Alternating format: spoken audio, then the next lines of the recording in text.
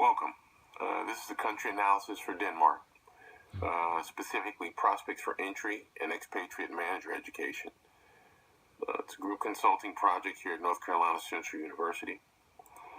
The class is 5250 Topics in International Business. The team members entitled Team Graduation are Adabimpe Adenola, Christopher Fisher, and Michael Moore.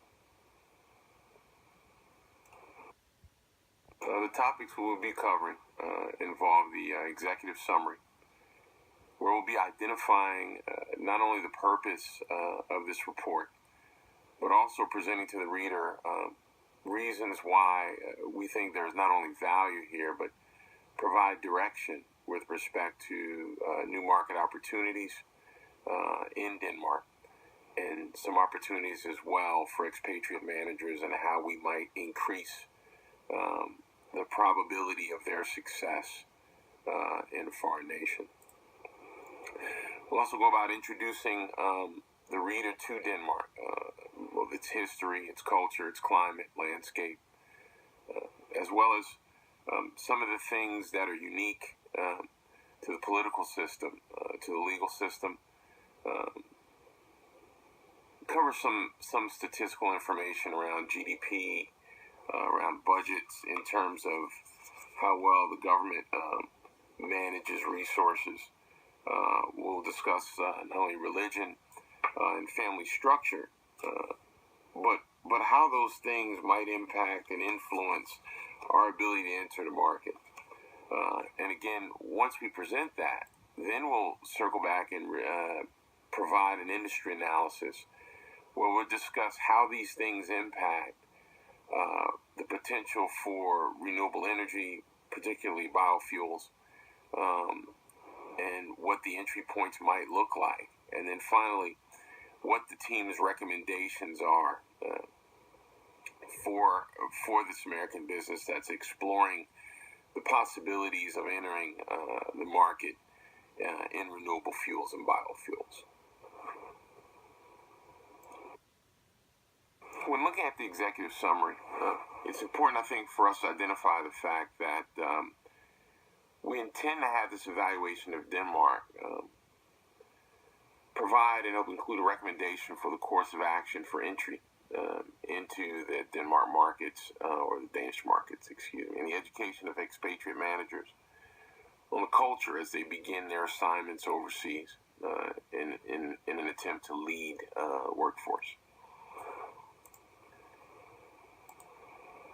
Denmark is a very unique, very quiet, conflict-averse country, which of course leads them sort of to an absence of both international conflict and political unrest.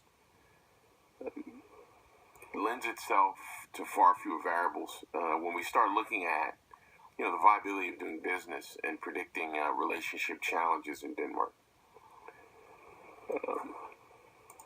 Several years ago, Denmark sought to set themselves apart by establishing a very bold agenda for fossil fuel independence by the year 2050. They were the first nation among modern nations on the globe to set such a bold goal.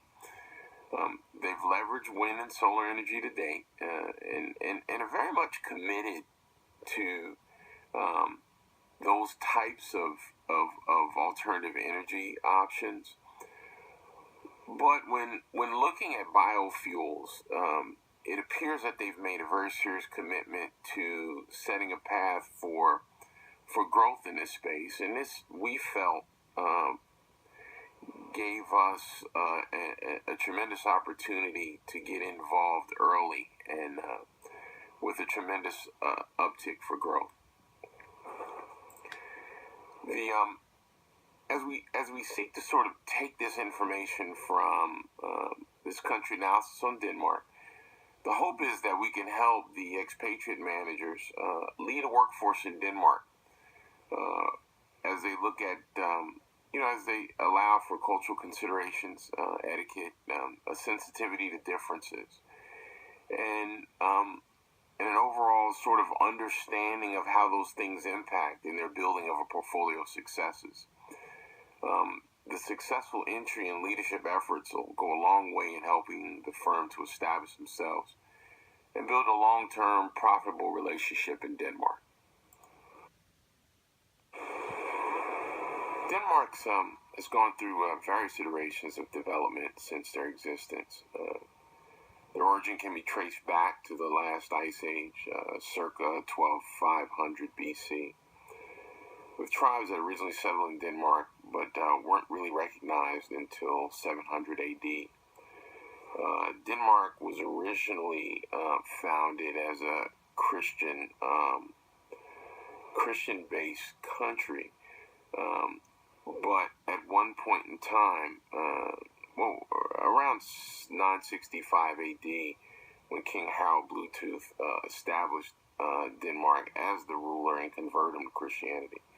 But in 1397, Queen Margaret established the Kalmar Union, where Denmark, Norway, and Sweden combined. And it wasn't until around 1523 that union ended.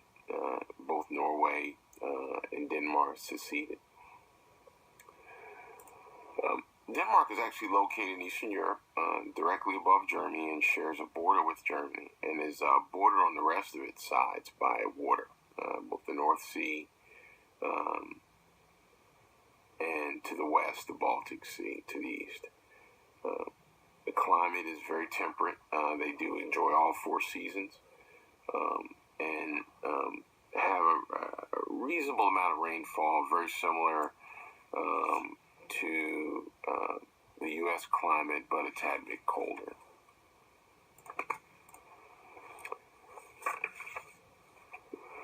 Denmark, as a nationality, is considered Danish, or the Danes. They have an estimated population of about 5.5 million, with a birth rate of 10.27 births per thousand, and a death rate of 10.25 per thousand, with an average life expectancy of about 79.25. The ethnic groups are comprised of Scandinavians, Inuits, Faroese, Germans, Turkish, or the Turks, Iranians, and Somalians. The natural resources in Denmark consist of oil, natural gas, fish, sand, limestone, chalk, clay, and salt, which for the most part are mostly found underground.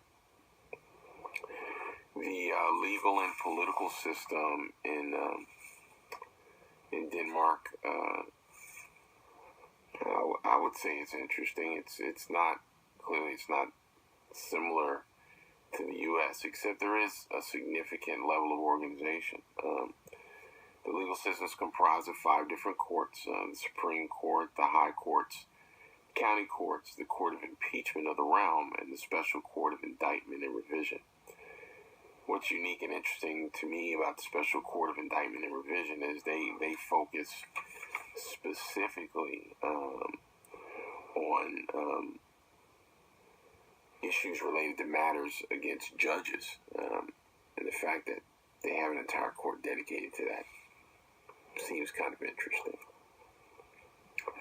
The political system in Denmark is one of a constitutional monarchy. Currently, the head of state is Queen Margaret II. There's a cabinet government which exercises executive power and is overseen by the Prime Minister, which is probably really where the heavy lifting exists. There's an executive and national parliament, as well as the judiciary, and all three function independently. Denmark is a multi-party system where there are 2 major parties and four or five minor parties, but none of those hold an absolute majority in the political system, and haven't since the beginning of the 20th century. The principal industries in Denmark a lot of mining, mineral industry, cement, mineral fuels, and other sources of energy. Natural gas, petroleum, and what we're mostly focused on in this particular case is renewable energy, wind, solar, as well as biofuels. The primary religion in Denmark is Christianity, as it was founded sort of as an evangelical Lutheran-based country. About 95% of the population falls under that category, with about 3% being of Protestant or Roman Catholic religious bent, I guess, and 2% are Muslim. But in recent history, there seems to be a falling tendency in the society, I guess, or at least in this particular case, population, where it comes to the diversity of religion. Apparently, fewer of members of the population are choosing the evangelical Lutheran focus. With respect to belief systems and norms, the Danes maintain a system where the idea of cultural or social competitiveness is pretty rare. It's a community-based focus, as well as a very gender-neutral sense of fairness in language. Equity in the workplace, fairness of pay, sort of cast this egalitarian shadow over society. So much so that many feel that Denmark might be one of the most even-handed, employment-based, most fair environment in Eastern Europe. The value of the country analysis is not in the reporting of the history or the climate of the government system or the policy, but in the significance these items play in helping develop recommendations to assist the commissioner of this report. The analysis, we have to not only consider economic factors, supply and demand, the impact of competitors, but we also have to look at the scalability and the regulatory outlook. So what we consider, economic factors, in looking at those factors that might impact the course of suggested action. We consider taxes and subsidies, economies of scale, labor costs, material prices, values of public benefit, the financing costs for new ventures, and the government policies associated with those incentives that might affect our ability to enter the market. The government policies. Where does the government sit on how much time they're considering evaluating for renewable energy? What is their commitment? What is their standing in the world?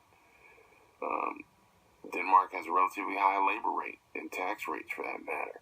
And what does that impact have on government policies? Commercialization barriers associated with new technology. How might the existing technologies and those mature technologies sort of introduce a limitation or a lack of commitment to evaluating new technologies or even evolving towards them?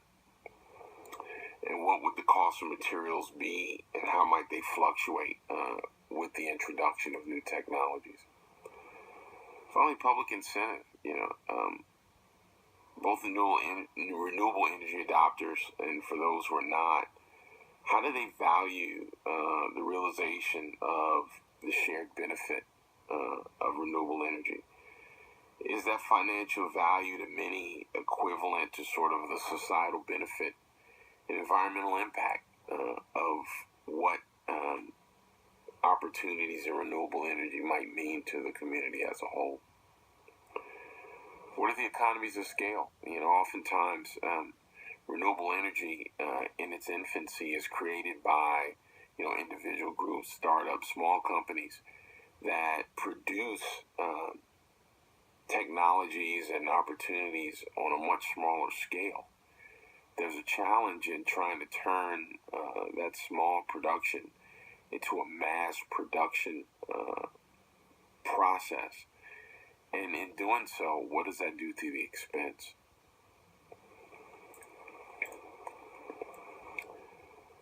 Biofuels, though, are they the future? Are they the future in Denmark? Currently, there are 406 biofuel companies in Denmark.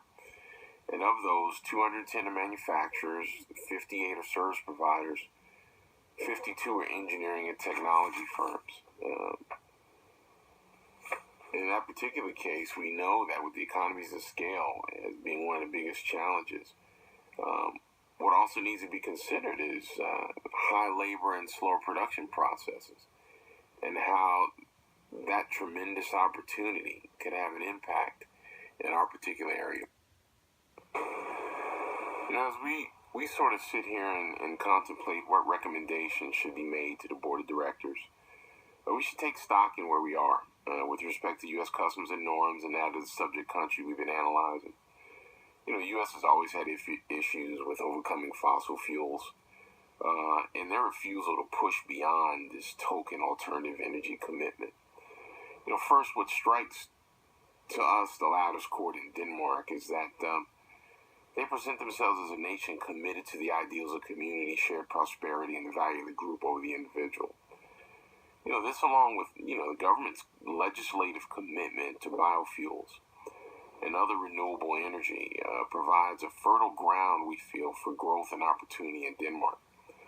And certainly, U.S. competitive spirit and business climate that makes this sort of effort so much more complicated is absent, and as such, is very encouraging for our firm when we look at the possibilities of venturing deeper into Denmark to take advantage of this entry opportunity. One of the things we look at when we talk about expatriate manager preparation in terms of our recommendations is we want to become well-versed on the history, the customs and business etiquette in Denmark, particularly the business etiquette, which sort of demands a straightforward approach, a very organized approach, one devoid of, I think, casual behavior, but very specific, focused activities, business activities. We've talked about them being very small on small talk, but very big on focused, organized, deliberate business activities. We gain a full understanding of the currency values, trade, tariffs, and import-export timelines. Certainly, every nation has not only a different social culture, but certainly a different business culture. How are those business cultures, how will they impact our ability to bring in raw materials, our ability to manage project level timelines, given that their imports and exports might function differently in Denmark than they do in the U.S. And so we need to gain a full understanding. As we sort of sit here and contemplate what recommendations should